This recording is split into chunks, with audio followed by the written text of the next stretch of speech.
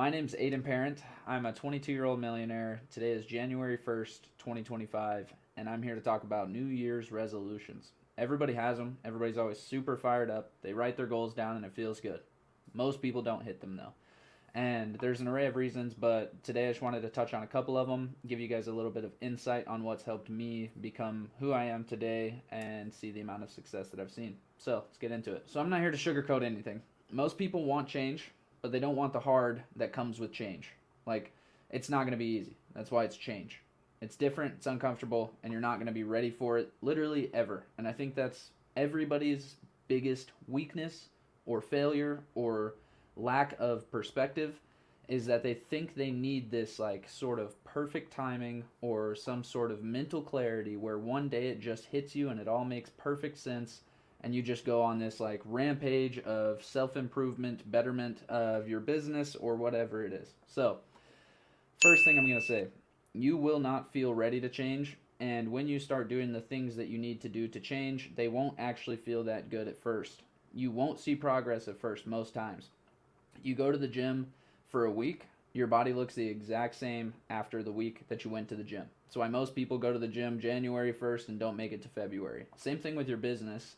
In life, there's a lot of lead measures and a lot of lag measures. And my message first off today is just going to be focus only on the lead measures and fix your expectations with the lead measures. Like, who cares if they bring any result at first? They won't 99% of the time. And you have to be okay with that. I think most people come into New Year's and they think as soon as I start fixing these so-called lead measures, I will immediately start seeing results. They're called lag measures for a reason.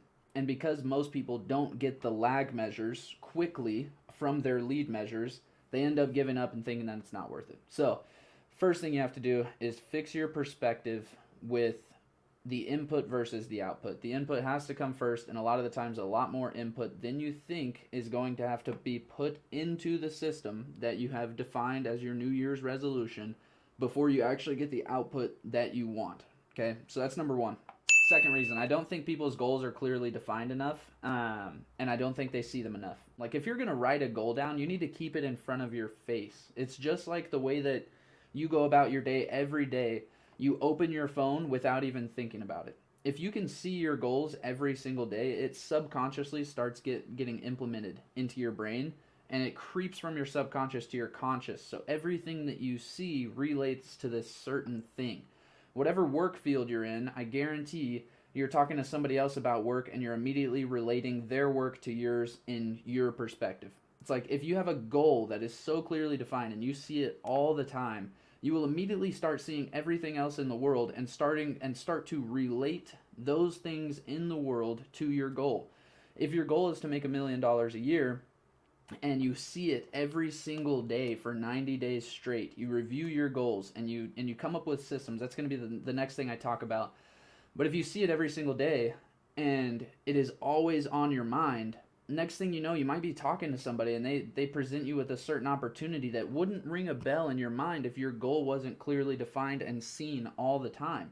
But since they presented you with that opportunity and your goal is in your face all the time, all of a sudden you're going to say, dude, we should probably like expand on that. What was that idea? Oh, dude, let's do that. Let's do that. This will help me get towards my goal. But if your goal is never on your mind, you hear an opportunity like that and you're like, that's probably pretty hard. Probably doesn't even relate to me. So clearly define your goal and see it all the time. The next step to this with like goal setting or planning, in my opinion, is actually having like a system in place to hit the goal. There's a book that I would highly recommend to literally anybody watching this video that will change your life, period. It's called Atomic Habits. I've read it 3 times, cover to cover. Top 5 book of all time. I've read over 100. I have it signed by the author. I've listened to him speak in person, and I've actually been in like a private room with him talking about how he's set the book up and all of his successes, right? The main principle here is you don't rise to the level of your goals. You fail to the level of your systems. It's a quote directly from the book.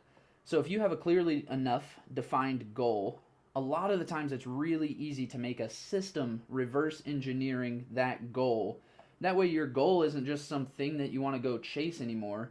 It's a certain number of inputs that you have to put in to get the output, which is said goal. So For me personally, I'm in door-to-door sales. I sell pest control from one house to the next, right? And we sell contracts. And if I was out there knocking for 100 days and my goal was to do 100,000 in total sales, my system would then be I need to sell on average one account every single day.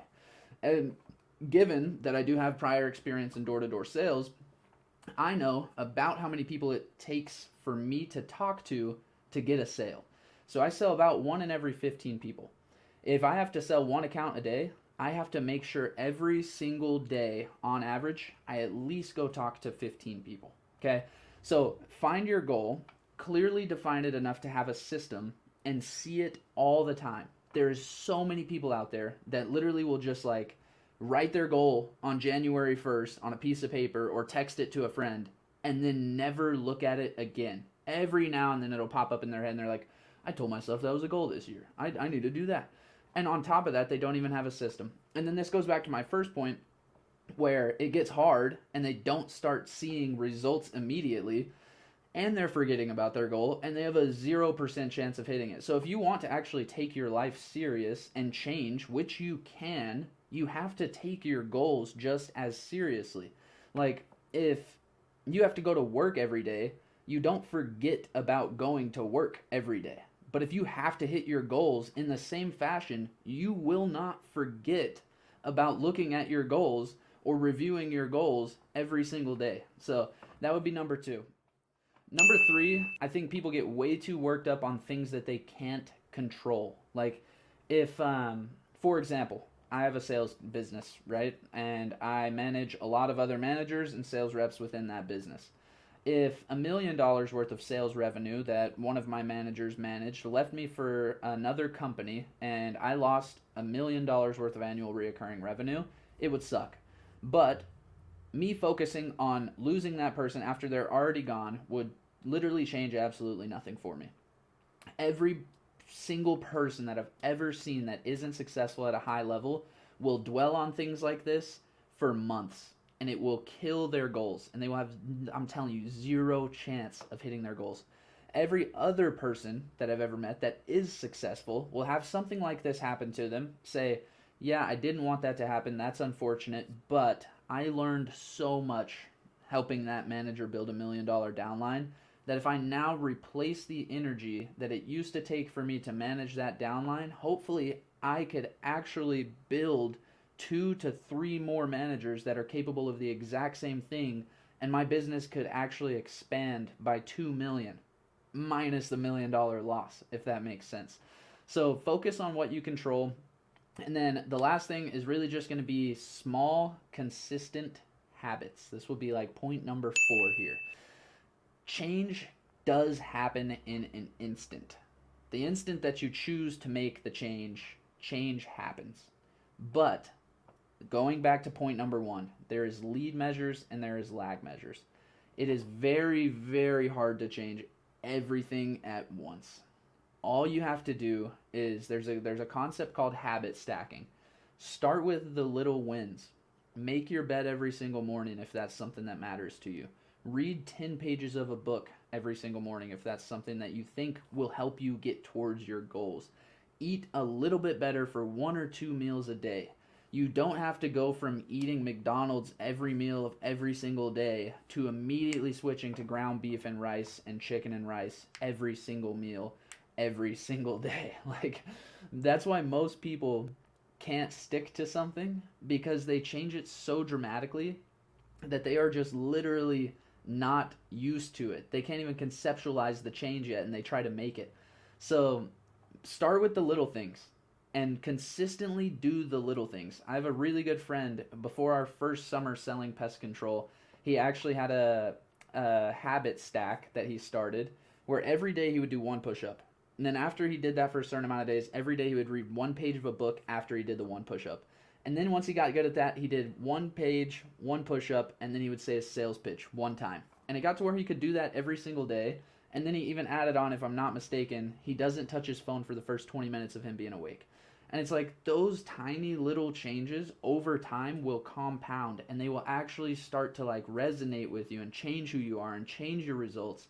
But the massive drastic changes that only are sustainable for a week in most scenarios because you're so foreign to the idea of this amount of change, don't make lasting impact. So if you want to make 2025 your year, my best advice would be start with the little things and slowly grow and develop into the person that is actually able or capable of making the massive changes in the end. So to wrap this video up, so I don't take all of you guys' freaking time because you need it to go chase your goals in 2025, literally just stick to the small, consistent little things you know you can stick to. Review your goals, come up with a system for your goals, makes it 10 times easier. And as long as you do everything within the system that you have came up with for your goals, you will have a way higher likelihood of actually achieving them. Keep them in front of your face. Last year I wrote on a mirror, literally on a mirror, $1 million in real estate owned, 500,000 plus in complete like total earnings take home. And then my last one was, if I do these two things, I will buy a supercar. And because I wrote it on a mirror and I saw it all the time and I reviewed it like crazy and I came up with a system to do it, I bought $1 million worth of real estate. I made over $500,000 in net earnings. And on top of that, I bought my dream car, which is a McLaren 570S. Maybe we'll have it pop up on the screen here or something. But if you can do those little things and fix your perception of how fast your results should come, they're called 2025 New Year's resolutions for a reason. They're not called 2025 of January New Year's resolutions or January through February resolutions. They take a year. Sometimes things take more than a year. But if you can stick to everything for this year and slowly compound and habit stack and get better, you will probably most likely be the person that is capable of actually achieving those goals by the end of the year. But it's going to be hard. There's never going to be a perfect time, and you're going to have to just eat shit, for lack of better words. Gary Vee says it all the time. There's going to be a period of your life, if you want to change, that literally just sucks. And you don't get any of the benefit that you should be getting from changing.